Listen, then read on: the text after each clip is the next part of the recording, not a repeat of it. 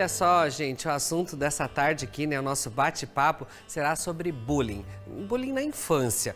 Como os pais, familiares, a escola deve trabalhar essa questão. A nossa convidada é a neuropsicóloga, né, Luzia Raimundo. Ela está aqui ao vivo, vai tirar nossas dúvidas e, claro, a de vocês aí de casa também. Então, vamos participar com a gente? 4599254747. Manda sua pergunta aí pra gente. Em primeiro lugar, boa tarde. Seja bem-vinda à nossa nova casa aqui. Estavam sempre lá em Toledo. Hoje você veio visitar a gente aqui, tudo bem? Muito obrigada, Mauro. Tudo bem. E que lindo que ficou esse estúdio, hein? Obrigado. Chique vocês estão. Bom, agora a gente vai no ao vivo, né? Diferente que a gente tem interação do público também de casa, que ótimo. pode estar participando com a gente, né? Mas eu queria que você começasse explicando pra gente o que é esse bullying, que ultimamente as pessoas têm falado tanto, antigamente não existia, mas virou uma palavra da moda e que às vezes incomoda as pessoas também, né, Luzia? Sim, o bullying, ele é um comportamento repetitivo, Mauro, e é inadequado. Porque ele, acontecendo de forma repetida, ele pode causar vários danos à saúde psicológica das pessoas. Ele pode causar assim, situações de desconforto, situações que são muito problemáticas para a vida de uma criança e de uma adolescente. E assim, Luzia, o que leva uma criança pequena a fazer bullying com a outra criança ali também? O que incentiva a isso? O que eu gosto sempre de comentar, Mauro, é que as crianças, elas não aprendem do nada as coisas. Normalmente acontece um comportamento que a gente chama de modelação. Então a gente modela, ou seja, eu copio o comportamento de alguém. Então, se essa criança passa por um sofrimento ou se passa por alguma violência, é notável que ela vai começar a ter esse comportamento também, copiando às vezes de alguém, dos pais, de outros amigos da escola, e leva para o ambiente onde ela tem mais convívio. Então, o que leva essa criança a cometer esses atos, né, de comportamentos inadequados repetitivamente, seria por conta de copiar esse comportamento dos outros, de aprender com alguém. E assim, quais que seriam esses impactos do bullying? O que isso pode provocar? Vamos falar então primeiro da parte emocional, tá, Mauro? Então pode causar ansiedade, a criança ela pode ficar mais depressiva, mais deprimida, porque os comportamentos eles acontecem de maneiras repetidas. Então ela pode inibir-se socialmente, se isolar de um grupo, estar mais fechada. E as dificuldades escolares, que eu acredito que tem mais uma pergunta sobre isso, né? Mas assim, e como os pais eles devem orientar as crianças assim, sobre como agir diante do bullying? Não chamar a atenção do filho, ou comentar com o filho, ou mesmo que é o filho que está colocando apelido no outro, fazendo Sim. brincadeira com o outro. Como lidar com isso? Então, os pais precisam orientar o que é o correto, né? Qual que é a forma mais ideal de estar agindo. Então, primeiramente, ter empatia pelo outro, não é, Mauro? Tentar se colocar no lugar do outro. Porque normalmente o bullying ele acontece porque a criança ou o adolescente é diferente de um grupo, ou por características físicas ou psicológicas, né? Às vezes a criança ela tem mais dificuldade cognitiva também, dificuldade de aprendizagem. Então, esse grupo maior acaba tendo essa exclusão de um grupo menor, de uma minoria, de uma criança que às vezes tem uma dificuldade de aprendizagem, ou por questão física, às vezes é mais gordinha, ou por ter dificuldade de socialização mesmo, por ser mais introvertida, e isso acontece muito, normalmente por ser diferente do grupo, né? Não, até o fato de usar óculos, eu lembro Isso. que eu usava óculos, era 4 olhos, era mais fortinho também, era o gordo, rolha de poço, aquelas coisas assim, mas antigamente não se levava tanto no mal, era uma brincadeira, até podia ser bullying na época, né? Mas não era uma coisa tão agressiva, ultimamente vira muito mimimi, eles mudaram um pouquinho o contexto ali também, né? Tem essa questão, mas a gente tem que olhar assim, Mauro, porque igual eu falei, se acontece repetidamente, é horrível isso. Fica chato, né? Fica Imagina uma coisa... você chegar na sala de aula e todo dia alguém te falar alguma coisa que te faz mal. Que faz com que você sofra com aquilo lá, se sinta que você incomodado, sofra, fique né? triste, fique magoado. Então isso vai impactar muito. E o bullying, ele é tão grave a ponto assim da criança ou do adolescente mudar a forma de agir, mudar a personalidade, mudar a forma de ação com as outras pessoas. Então causa sofrimentos muito significativos na vida, né? Uma brincadeira ou outra, Mauro, tudo bem você chegar no amigo e falar, seu gordo, né? Tranquilo. Mas se acontece todos os dias demasiadamente, isso é algo grave. Então é aí que a gente diferencia o bullying de uma brincadeira, digamos que não é tão saudável, mas que é uma brincadeira, né? E quando isso acontece na adolescência, o que fazer? Como agir também? Mesma coisa, Mauro, orientar, explicar o que é o certo, o que é adequado. ensinar sobre empatia, sobre se colocar no lugar do outro, né?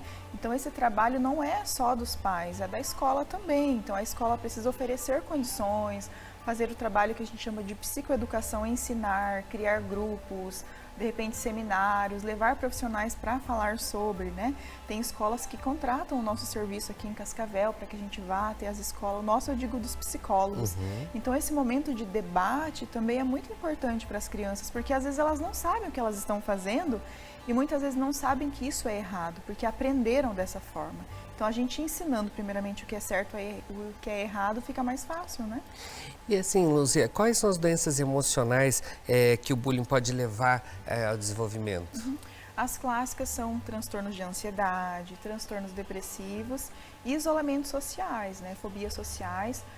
Pode também ter dificuldade de aprendizagem, porque a criança se fecha, então ela começa a não prestar mais atenção no ambiente em que ela está. Então as dificuldades de aprendizagem podem aparecer também, Mauro. E a nível escolar, que o bullying pode prejudicar mais, assim, e que deve ficar mais atento, se é na infância, se é na adolescência, como que funciona essa parte? Então, a criança normalmente vai ter dificuldade de comportamento, ela pode ficar mais irritada, ela pode ficar mais agitada. E na escola, ela vai demonstrar essa dificuldade, né? Então, ela vai demonstrar essa dificuldade na hora de fazer um cálculo, na hora da escrita, na hora de se comportar no ambiente escolar. Ficar mais deprimida, mais fechada ou mais irritada também, porque em grande parte ela vai querer dar o troco, devolver e vai ter conflitos na sala de aula, briga e o que a gente já espera, e você falou, né? que vocês participam bastante de projetos em escola também, os psicólogos, né? Sim, é bem então, bacana. como é essa atuação da escola em casos de bullying? Como que ele deve ser? É procurar ajuda mesmo no psicólogo, é de repente tentar conversar até com o professor para ele tentar ver o que está acontecendo ali, chamar as partes envolvidas ali também, é isso? O professor precisa ter um olhar muito atento ao que está acontecendo em sala de aula, Mauro, e nunca deixar de ouvir uma criança quando ela dizer que ela está passando por bullying.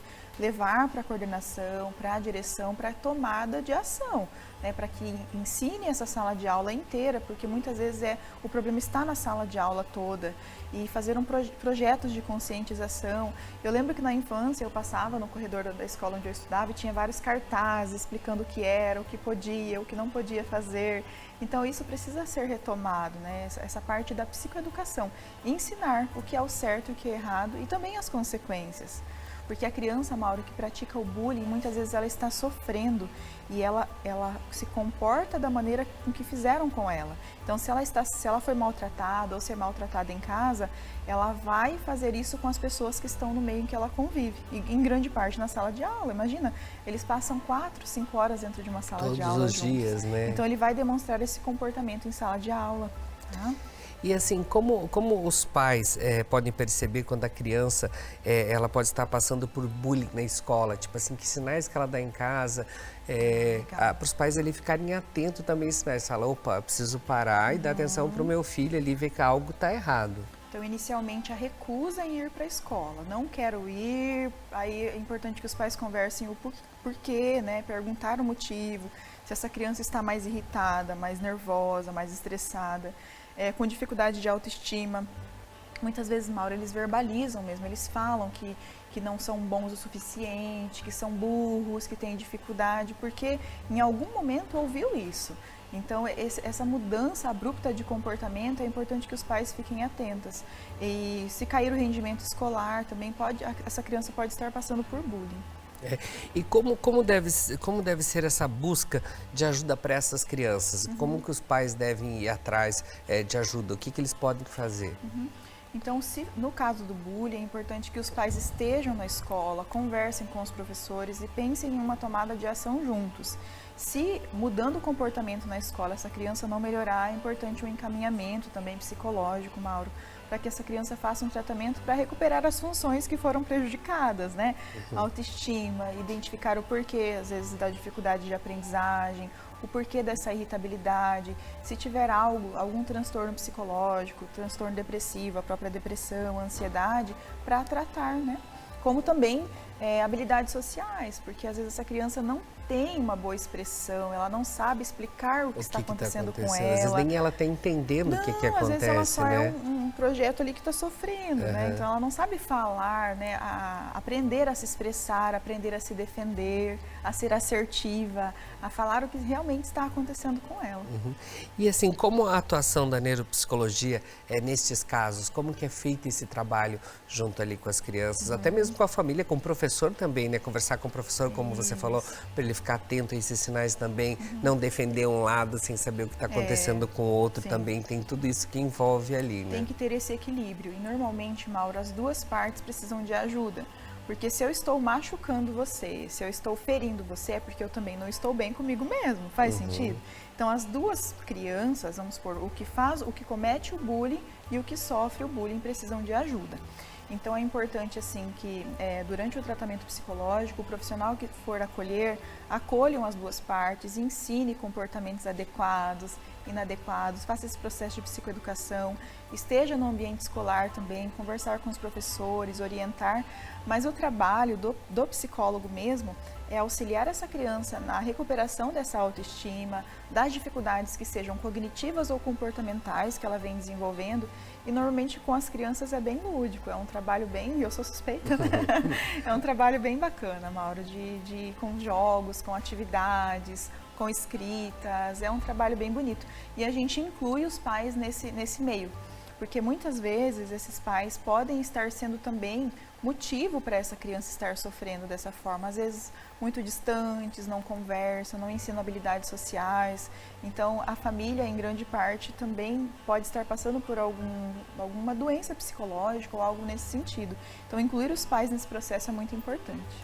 E assim, como criar então um filho emocionalmente saudável?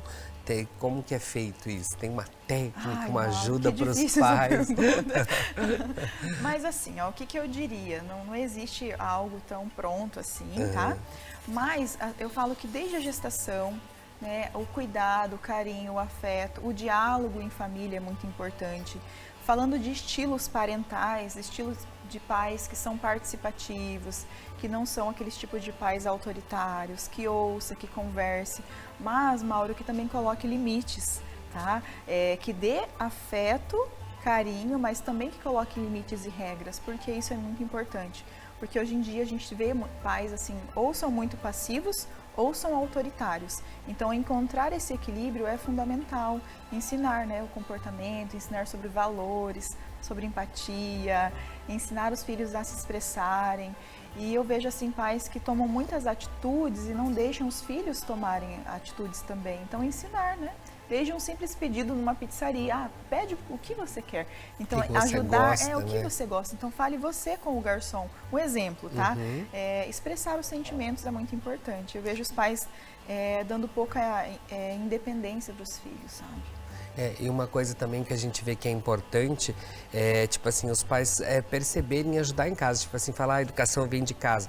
É isso mesmo, os pais ensinarem, não fala isso do coleguinha, não usa esse tipo de palavra, não fale palavrão, não brigue com a professora, não trate mal os outros. Quando os então, pais ensinam isso, Mauro. Então, Isso que é complicado. aí é complicado, Então, né? a Então, por isso que a família- gente fala aí que é importante vir de casa e perceber o que não dá dando certo, procurar uma ajuda também para resolver do melhor jeito ali, né? Isso, com Luzia, certeza. gratidão, obrigado por passar essa tarde com a gente, venha mais vezes. Eu Vocês que de casa agradeço. também que querem saber mais também aí da neuropsicologia, pode mandar suas sugestões de pautas pra gente, pode interagir aqui com a gente, que a gente chama novamente a Luzia para vir aqui com a gente tirar nossas dúvidas. Gratidão, obrigado. obrigada Venha pela mais vezes, que oportunidade. agora nós estamos mais próximos Com aqui. certeza, tá bom? pertinho.